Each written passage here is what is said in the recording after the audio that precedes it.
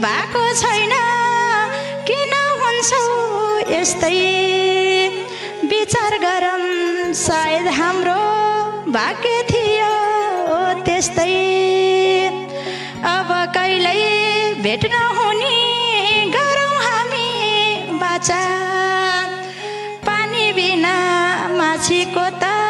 जिन्दगानी काँचा